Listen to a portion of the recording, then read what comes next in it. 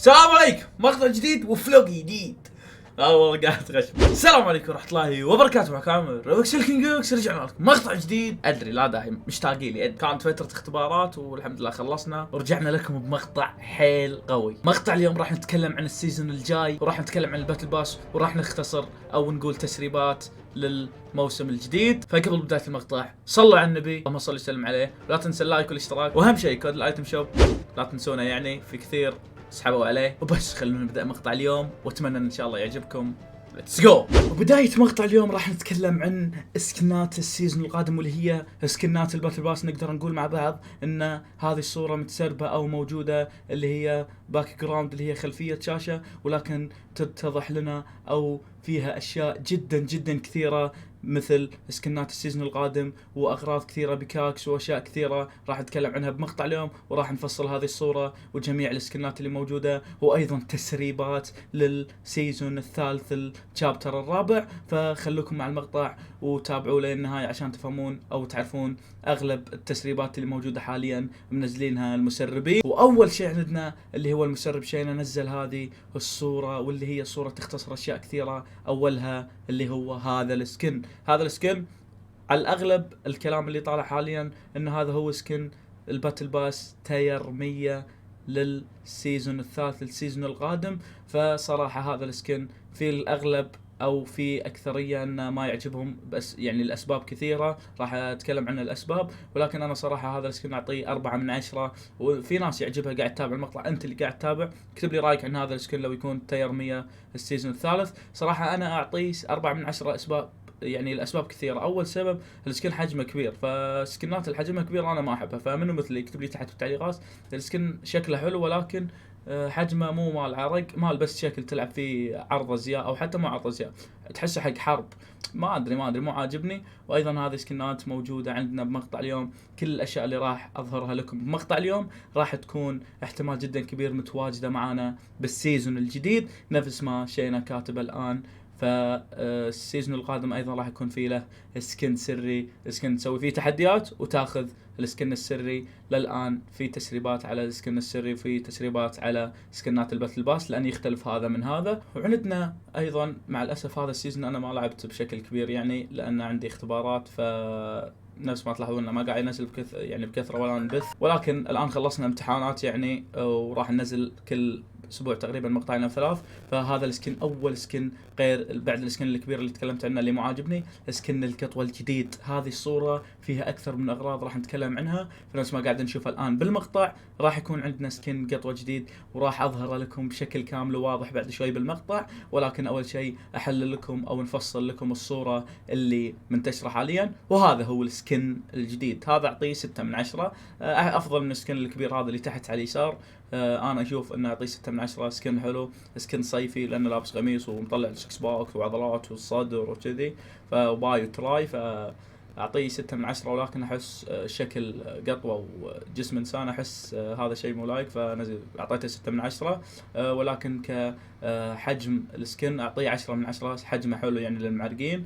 وهذا هو السكن راح يكون معانا متواجد بالموسم القادم احتمال جدا كبير. وهذه الصورة واضحة نفس ما وعدتكم، هذه الصورة واضحة للسكن. فأعطيه 6/10. ما أتوقع أحد منكم يعطيه أكثر من 6/10، وفي ناس تعطيه 4/10 لأنه مو متناسق الوجه مع السكن. عندنا أيضا نفس ما قاعد تشوفون الآن بالمقطع اللي هو سكن بنت. الآن راح أظهر لكم أفضل سكن أنا أشوفه موجود معانا بالتسريبات وبالمقطع اليوم، واللي هو الان راح اظهر لكم الصوره مالت سكن البنت هذا. ليش؟ لانه حق معرقين، فنفس ما قاعد تشوف تحس حق نينجا او شيء كذي يعني.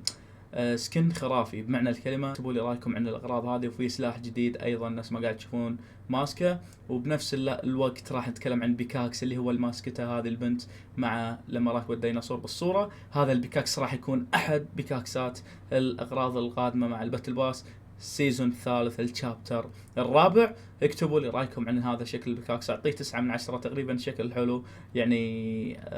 يعني احلى شيء انه يكون كذي لايق، انه حجمه صغير مو حجم بيكاكس كذي كبير تحسه مو حلو. فهذا السكن مع البيكاكس حيل حلو. فهذا الشكل النهائي نفس ما قاعد تشوفون.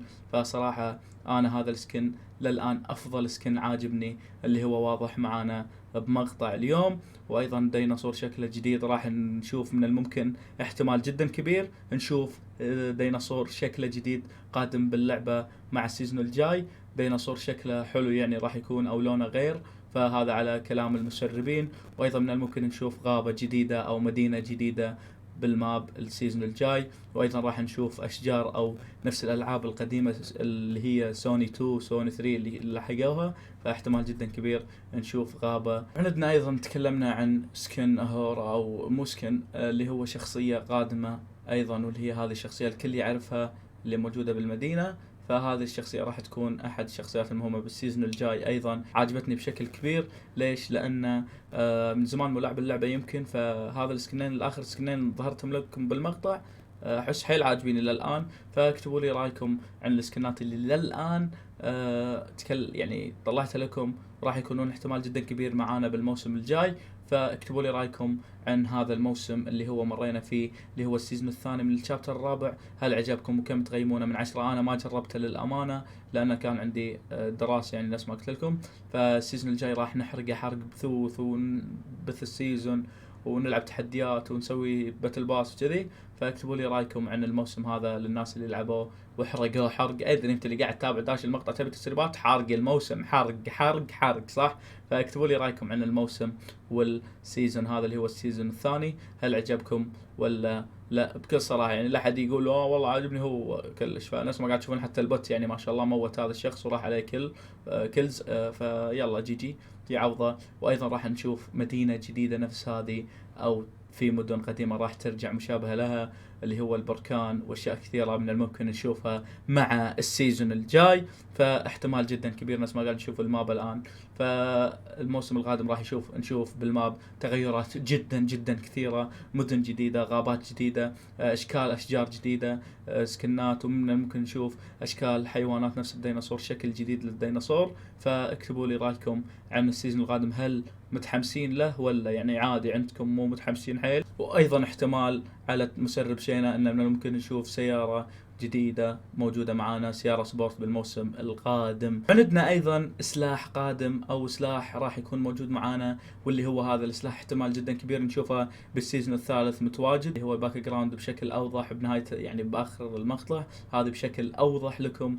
فتشوفوا كل الاغراض حتى البيكاكس اللي شايله سكنته يرميه. ايضا عندنا هذه الشخصيه والسلاح الجديد ركزوا فيه راح يكون متواجد بالسيزون القادم. تذكروا هذا المقطع، هذه اغلب الاشياء كانت موجوده بالباك جراوند ولكن ما انضافت بالموسم هذا، احتماليه جدا كبيره نشوفها بالموسم الجاي. وبس اذا وصلت لهنا اكتب لي انا نادر بالتعليقات. اتمنى مقطع اليوم عجبكم، ان شاء الله ما راح نقطع مره ثانيه. اذا وصلت لهنا اكتب انا نادر، لا تنسى. نشوفكم في مقطع قادم. كان معكم عمر سلكن جوكس، مع السلامه.